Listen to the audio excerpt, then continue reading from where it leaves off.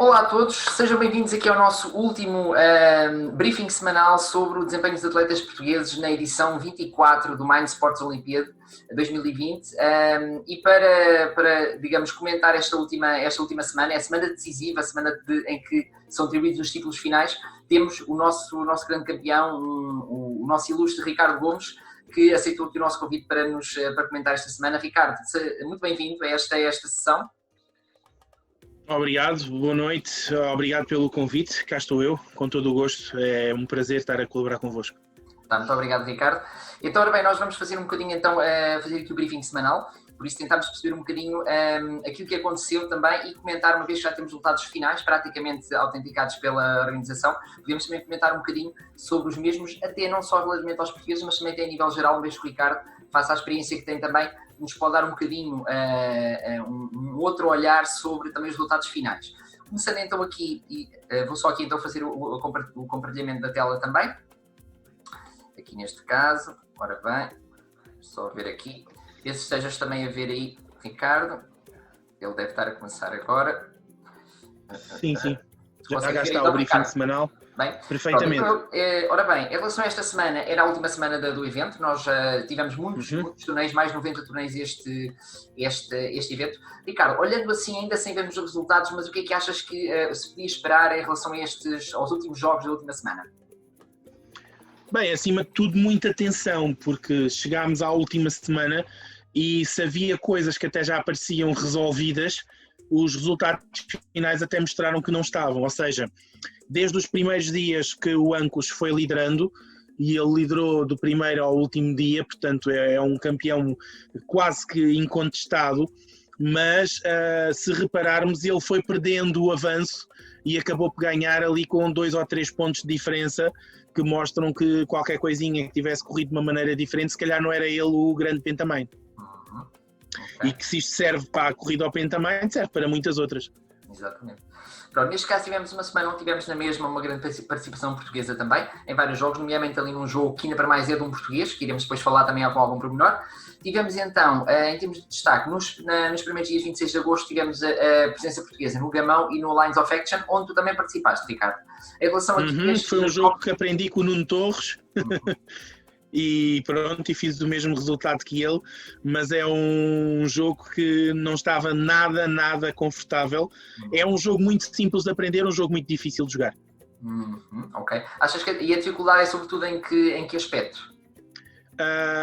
Bem, acima de tudo consegui perceber as movimentações de um modo automático. E depois temos um outro problema que, assim falado, pode parecer difícil de entender a quem não assistiu, mas esse software usado no Board Game Arena não tem o capricho de outros jogos no Board Game Arena, ou seja, ele é como que podemos chamar-lhe arcaico. E tem uma coisa que é terrível em termos estratégicos, que é quando carregas em cima de uma peça, ele diz-te todos os sítios por onde essa peça pode ir, mas o adversário também está a ver. Ou seja, o adversário está a ver todas as peças onde vais carregar. Logo, se carregas em cima de uma peça que te mostra uma boa jogada para 2 passos à frente, automaticamente também alertaste o teu adversário de que realmente aquela peça está em risco e, portanto, isso tem um aspecto assim um bocado bizarro. Atenção, não foi por isso que correu mal nem a mim, nem ao Nuno Torres, nem ao Hugo, nem ao Luís Santos. Não foi por isso que correu mal a nós. Há, de certeza, gente que sabe muito melhor do que nós aquilo que fazer com as diversas peças. No entanto, sim, pronto, é um software um bocado estranho e eu não estava nem minimamente confortável porque sabia jogar este jogo graças à explicação do Nuno, tal como disse, mas mais numa ótica do utilizador do que na ótica do jogador, ou seja, ao ver o que eu podia fazer com as peças era então para onde eu as mexia. Claro que quem já sabia qualquer movimentação por natureza, por saber que aquela pedra pode fazer esta movimentação, não precisava de carregar e tinha uma vantagem enorme, portanto eu neste jogo fui um absoluto passarinho. Exatamente, muito bem. Depois, neste caso, passamos para a semana para mais 3 competições e aqui há um destaque, ou 2 destaques, digamos, a dar, porque são 2 jogos, sobretudo 2 jogos que tu conheces bastante bem. Por um lado o Trentes, por outro lado o Marco Polo. O que é que achas do desempenho, tanto teu como no Torres no Trentes e também no Marco Polo? O que é que tens a dizer? Bem, primeiro de tudo, falando do Trentes, acho que o Nuno Torres está muito habituado, portanto o Nuno Torres, acima de tudo, gosta deste tipo de jogos. Tem um cérebro talhado para este tipo de jogos e sendo uma pessoa do norte de Portugal também está mais perto do próprio criador e com certeza que já jogou com ele algumas vezes e os desafios com o próprio Rui Alípio são desafios um bocado diferentes. Eu já lá tive a esse nível durante vários anos, tinha a certeza que me podia bater não só com o Nuno Torres como com o próprio Cuso, que foi quem acabou por ganhar esta prova, mas o software utilizado foi um software feito ali um bocadinho às 3 pancadas, de modo a conseguirem utilizar. A minha internet estava com alguns problemas nesse dia e portanto os meus jogos foram quase que derrotas automáticas assim que eu caía. Portanto, assim que a minha internet falhava um pouco, o sistema automaticamente não me deixava voltar ao jogo e considerava uma derrota. Não importava se foi a ligação que caiu, se foi um abandono, se foi uma rendição. E, portanto, essas 2 vitórias são como que um milagre em 5 jogos, são os 2 que não foram abaixo. Muito bem. No caso do Marco Polo, o que é que achas de... Tu também já foste campeão neste torneio também, já ganhaste o ouro. Sim.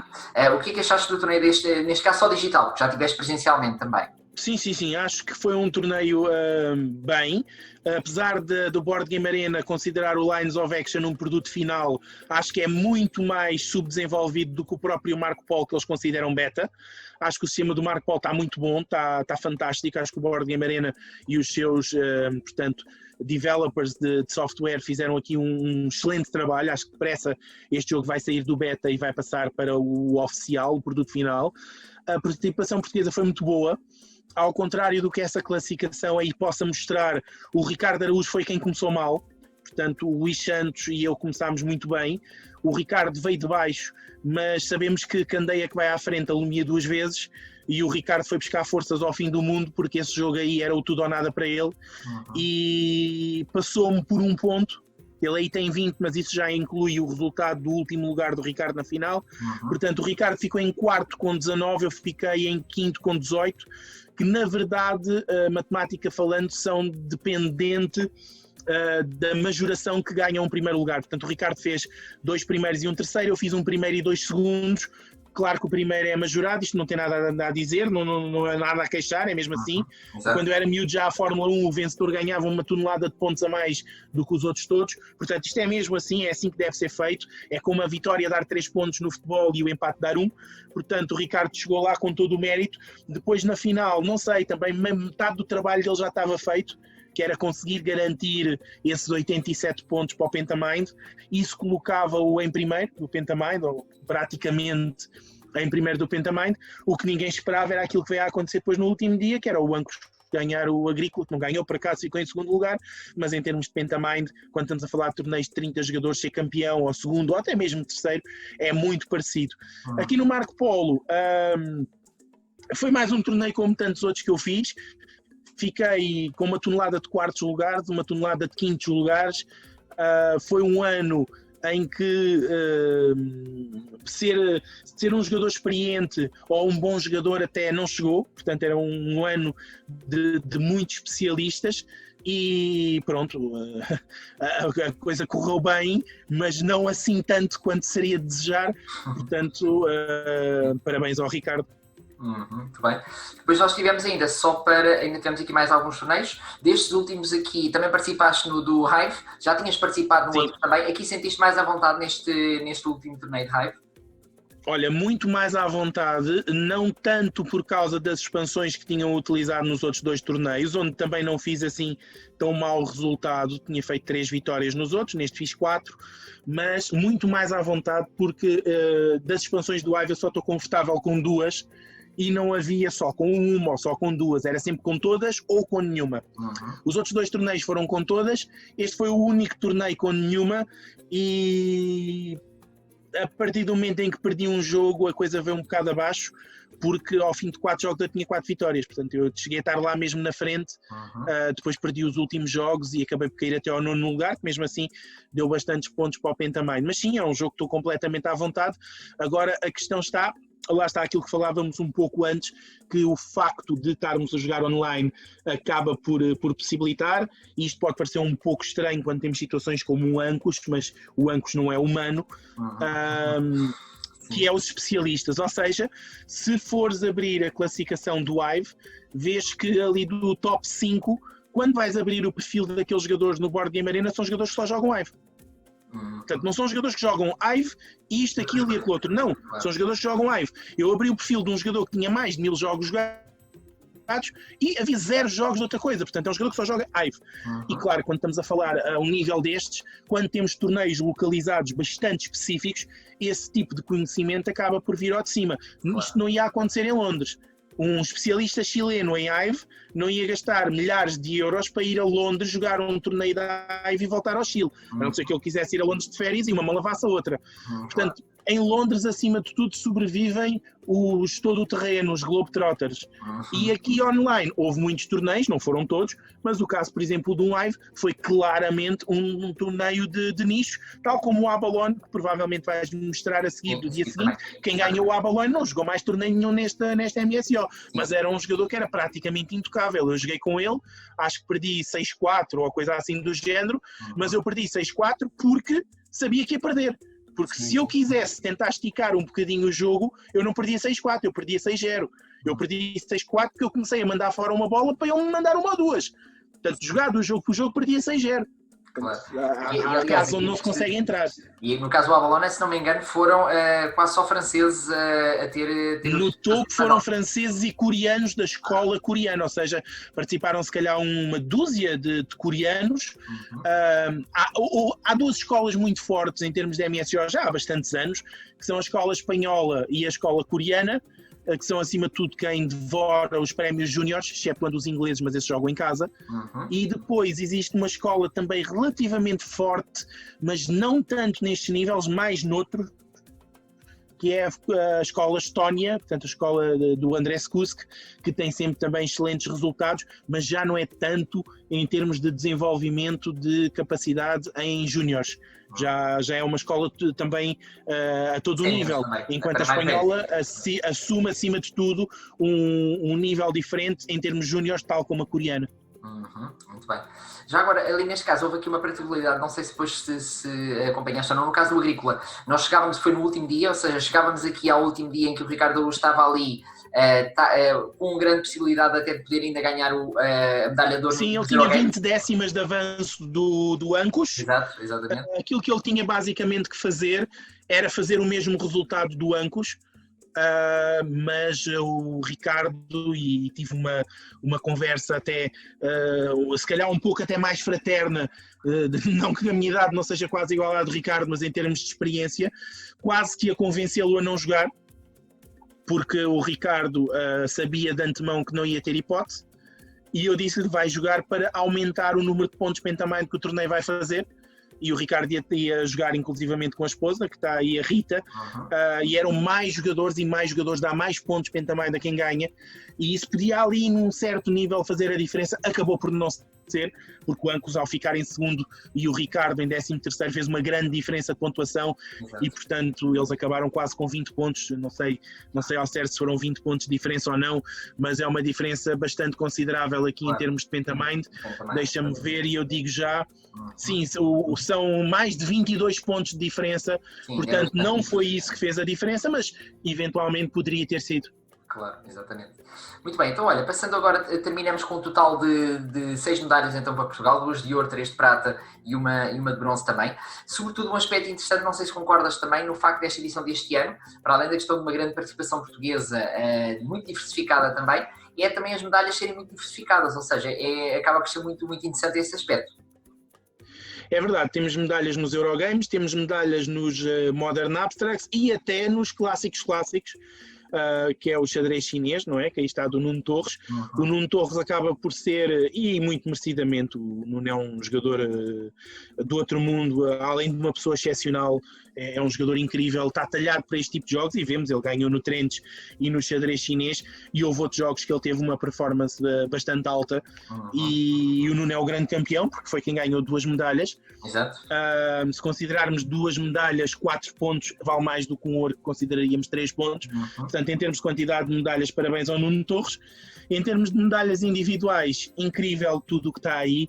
Se calhar a minha não é tão incrível assim, até porque eu estou habituado a dar outras coisas aos portugueses e peço desculpa por não o ter dado, mas incríveis são as outras medalhas que aí estão, porque é a estreia do Ricardo e a estreia do Carlos com medalhas de ouro, são resultados incríveis.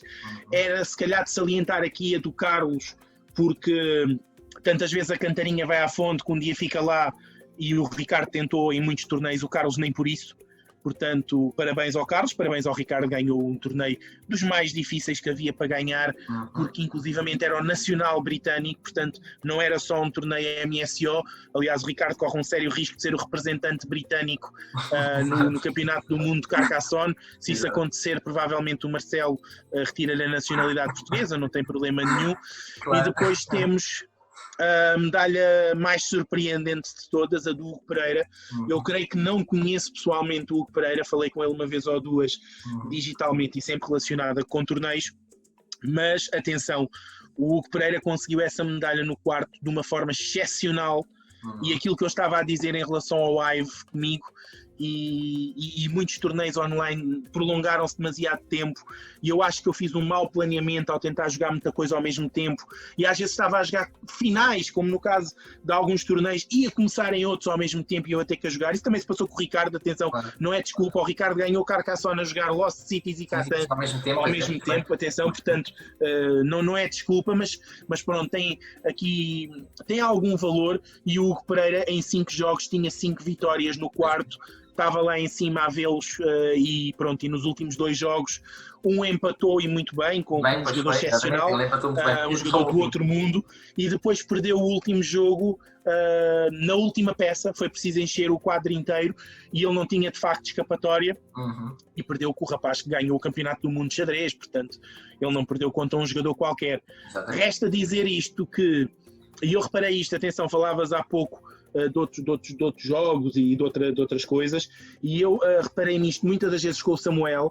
Ele às vezes atingia níveis de maior. O Samuel, meu aluno, que participou várias vezes na MSO nos últimos anos, enquanto ainda tinha categoria júnior, muitas das vezes ele desenvolvia performances melhores em jogos que acabava de conhecer do que em jogos que já conhecia há muito tempo.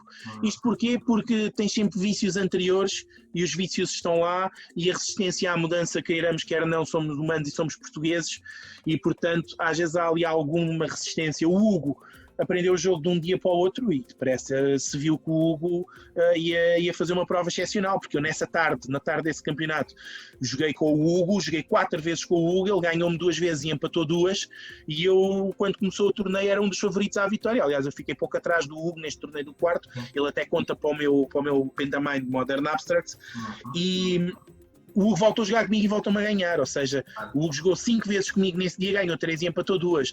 Esse resultado que está aí não é nem um milagre de ganhou por sorte, nem é um milagre de jogou com mijas na escada, como se diz. Não. O Hugo está com essa medalha de bronze por acidente de não ser a de ouro. Não é a de bronze que é um acidente, o acidente é não ganhar a de ouro. O Hugo fez um torneio que só quem viu é que pode testemunhar. Aliás, parabéns, Hugo, isso foi uma coisa que merecia ser notícia de jornal. Exatamente.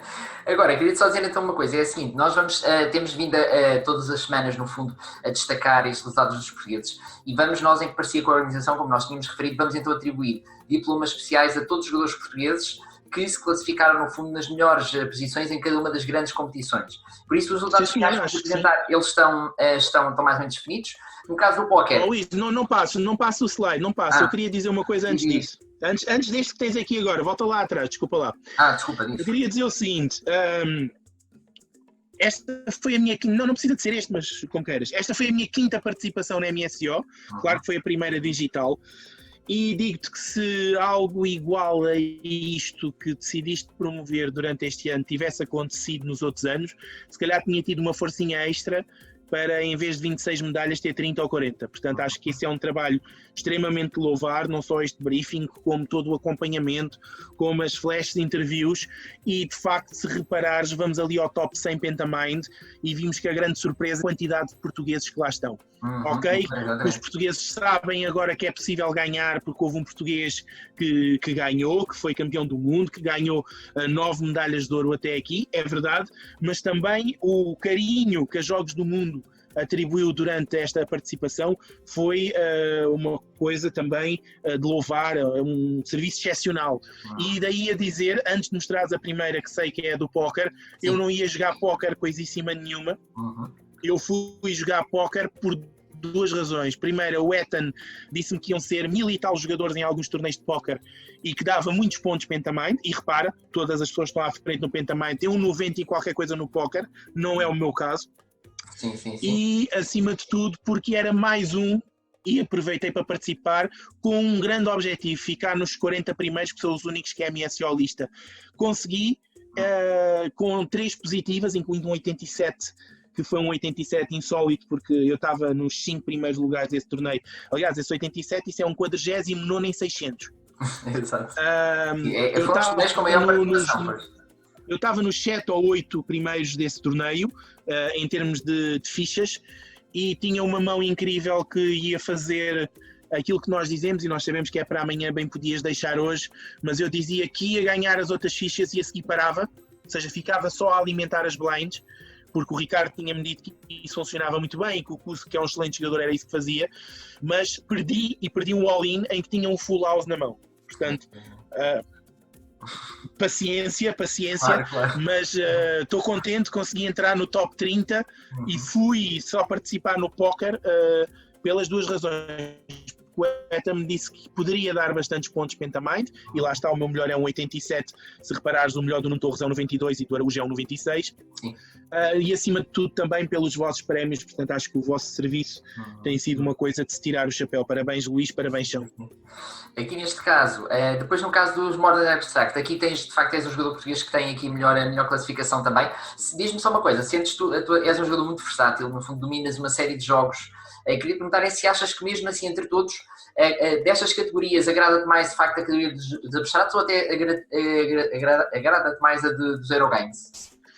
Olha, assim, eu sou por natureza um Eurogamer, porque aquilo que eu gosto é estar numa mesa com 4 pessoas, que infelizmente este ano não me deixaram, e de estar a planear a jogada de cada uma delas, lendo os olhos delas, lendo o comportamento corporal e fazendo algumas questões ou algumas conversas, às vezes como quem não quer a coisa, e tentar perceber e ganhar dali alguma vantagem. Este ano não pude fazê-lo, de certa forma aprendi também outro tipo de competências e se calhar este conforto de estar em casa e poder comer qualquer coisa ou de ir à internet ver alguma outra informação não teria acontecido se estivesse em Londres. Se calhar foi um dos jogadores que acabei por sair prejudicado por aí, mas eu assumo-me acima de tudo como um Eurogamer. Agora, atenção, eu comecei a conhecer Eurogames em 2010, quando conheci Catan, talvez um pouco antes com Carcassonne, mas eu era já de muitos anos anteriores um abstract, ou seja, por exemplo, aqui o Abalone eu conheço há 25 anos, os meus tios tinham Abalone, eu já jogava com o meu tio, ainda eu era adolescente.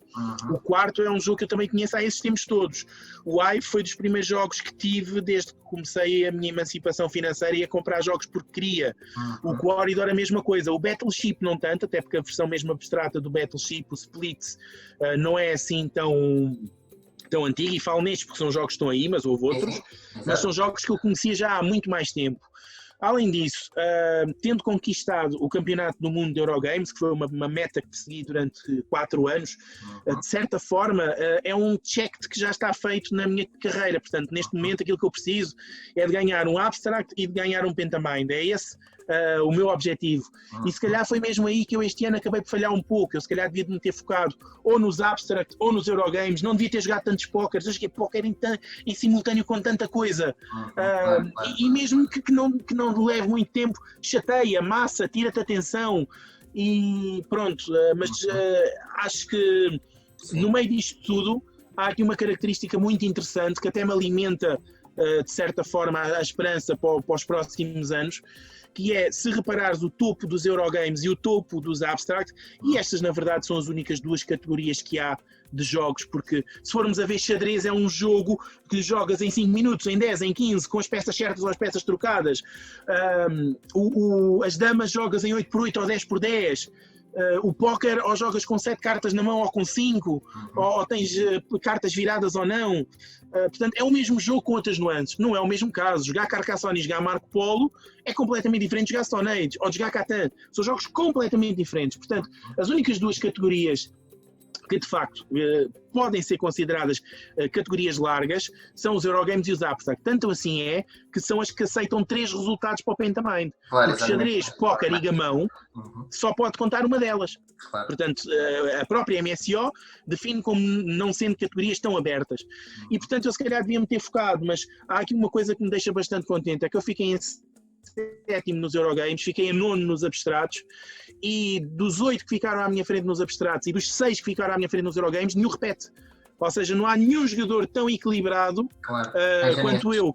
O jogador mais equilibrado que lá tem, se não for eu, é o David Pearce, que creio que ficou com o 13º lugar nos Eurogames e o 3º nos abstratos. Mas a distância entre um lugar e outro é muito grande. O próprio Ancos, ele ganha aos Eurogames, mas fica em 20º ou coisa assim nos abstratos. Portanto, a amplitude é muito maior. Eu tenho aqui alguma margem, repara, os meus resultados, não tendo sido brilhantes, e nos outros anos eu tenho sempre alguns 90s, mesmo sem se fazer tantos pontos porque não havia tantos participantes, não tendo sido brilhantes. Eu acho que isto foi de uma má estratégia. Eu participei em mais de 30 torneios este ano, eu cheguei a estar a jogar 3 ao mesmo tempo, eu tive que criar um segundo perfil no Board Game Arena para poder participar no Taquinoco ao mesmo tempo que o Carcassonne, e acho que tinha que haver aqui outro tipo de prioridades, ou seja, jogar online abriu outras possibilidades, mas também prejudicou muito. Com certeza não prejudicou toda a gente, a mim prejudicou.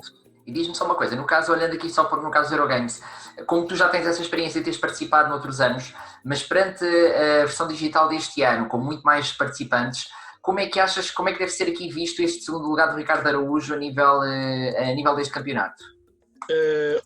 Ultra surpreendente, porque era uma estreia, não surpreendente, porque conheço o Ricardo Araújo e todo o seu potencial, e é um jogador que a pandemia fez-lhe muito bem. Portanto, ele já ganhou no Stone Age interdividiano, e os resultados do Ricardo Araújo são excepcionais. Portanto, é um jogador que o online lhe dá tão bons ou ainda melhores resultados do que o físico.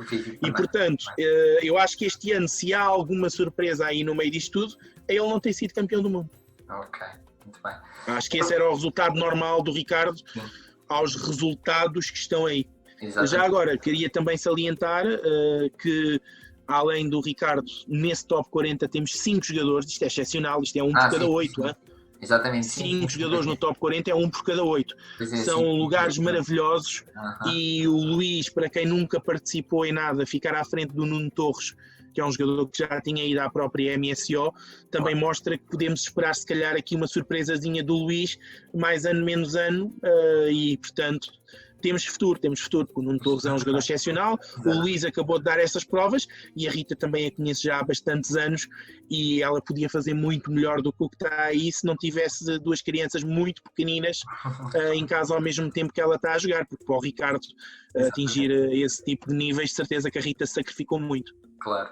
Então, olha, para terminarmos então, na prática para Pentamind, então temos aqui, no total temos 7 jogadores, aliás, no top 100 a nível internacional também, e temos aqui a maior participação, digamos, de portugueses numa só edição também do evento, sendo claro que este evento foi online. Agora eu perguntava-te, tu que já tens tanta experiência neste âmbito, como é que perspectivas de facto os próximos anos do evento? Achas que esta questão do online que foi este ano muito específica por causa do Covid-19 é algo que irá continuar ou não? Qual é a tua opinião?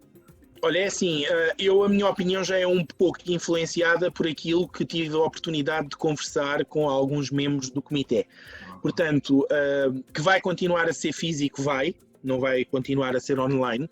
Aquilo que está ponderado é poder ter alguma janela online, ou seja, poder se calhar começar a MSO algum tempo antes e ter ali uma semana pré-MSO com alguns torneios online de jogos que o online facilite muito mais do que o físico. Atenção, não há muitos, mas há. Há jogos que a jogar online o sistema é muito mais rápido do que o físico. Temos, por exemplo, um Seven Wonders, é de certeza mais rápido jogar online do que o físico. Agrícola, acho que é muito mais penoso jogar online do que físico. Portanto, temos várias nuances e, portanto, o comitê há de ponderar e provavelmente há de começar a ter uma janelinha aqui e ali. De certa forma, o que me surpreendeu é que fisicamente eles introduziram o Tetris. Portanto, em Londres há sempre uma noite que é a noite do Tetris, jogada em consola. para tentar abrir um pouco a janela aos jogos digitais e quando finalmente entram no mundo digital, Tetris não. Achei um bocado esquisito, mas não que me faça falta, não me faz falta nenhuma. Achei que foi um bocado incoerente. Claro. Analisando este Pentamind, incrível, 7 jogadores no top 100. Não fomos só nós que tivemos mais jogadores a participar, atenção, houve, todos os países tiveram mais jogadores a participarem.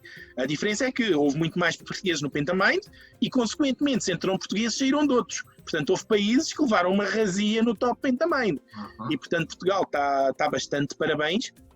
E, inclusivamente, esses 7, eu até tinha ideia que eram mais, esses 7 podiam ser muito mais. Os jogadores ficaram aí à porta de conseguirem mais um brilharete. O Pentamind tem alguns jogadores que estão mesmo lá em cima, é verdade, depois tem ali um fosso. Reparem, por exemplo, o Ricardo Araújo, isso aí é um lugar num torneio, os 2,30 de diferença é uma posição ou 2 posições. Por exemplo, se eu ficasse à frente dele no Marco Polo, isso já era diferente. Sim. Mas estão taco a taco. Depois nota-se que o Hugo Pereira e o Nuno Torres também estão ali mais ou menos na mesma gaveta. Portanto, a diferença também não é muito grande. Depois temos um fossozinho maior, mas isso acontece na maior parte dos torneios. Eu lembro-me, por exemplo, nos Eurogames, creio eu, que estive há pouco a ver a tabela, o Ancos ficou em primeiro, o Ricardo em segundo, eu fiquei em sétimo, e atrás de mim tem outro jogador na 8ª posição, mas aquilo foi claramente decidido entre esses 8. Ou seja, o fosso entre o primeiro e o 8º é mais pequeno do que o fosso entre o 8º e o 9º. Portanto, só do 8º para o 9º há 70 pontos, ou coisa assim de diferença. Nota-se que houve ali um buraquinho. No Pentamind não há assim tanto buraquinho, mas também se nota algum espaçamento. De qualquer das formas, atenção, o António Paiva não participou assim em tantos torneios, portanto, muitos parabéns, acho que ele superou a sua própria expectativa. Atenção, eu não falei com o António, não sei se o António tinha mais expectativa, mas eu acho que ele superou aquilo que seria de esperar. O Pereira, bem, se o Pereira começasse mais cedo, se calhar estávamos a falar nele noutra posição. Exatamente, pois é o que ele próprio também, quando falámos com ele, era um bocadinho isso, provavelmente, só mais tarde é que ele se apercebeu, mas poderia ter aqui potencial para outro resultado também. Mas sim, eu acho que sim. De facto, há aqui foram um excelente resultado de portugueses também. Pronto, e nós neste caso... Eu não sei se conheces este jogador que está aqui em 62º lugar. Tu tens evitado de falar nele ao longo dos programas, eu também estava a evitar falar nele, mas já que é o último desta série incrível, isto era interessante, eu por acaso conheço pessoalmente o Luís Diniz, eu acho que quem está a ver não conhece pessoalmente, mas conhece a cara. Luís, todas as notas que tens aí são positivas, havia claro margem para superar, mas a verdade é que também despendeste muito das tuas energias ao acompanhar os resultados de outros portugueses, ao fazer flash interviews, ao fazer vídeos. Eu recordo-me, atenção, quem está em casa não sabe disto, eu quase todos os dias recebi uma mensagem do Luís Diniz a dizer: Ricardo, boa sorte para hoje.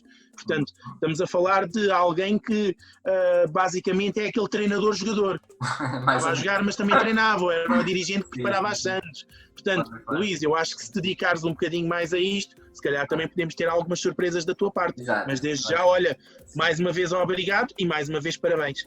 Muito obrigado, Ricardo. Pronto, e nós aqui neste caso ficamos por aqui também. Agradecemos muito aqui ao Ricardo esta informação. Ricardo, desejar-te muito boa sorte para o futuro também, para tudo aquilo que vais participar também, para o teu trabalho futuro nesta área também, que é muito, muito válido. E nós, do ponto de vista de briefing, ficamos por aqui também, mas provavelmente vamos ter mais algumas informações em vídeos posteriores também sobre este evento. Obrigado por nos acompanharem também e fiquem bem. Obrigado.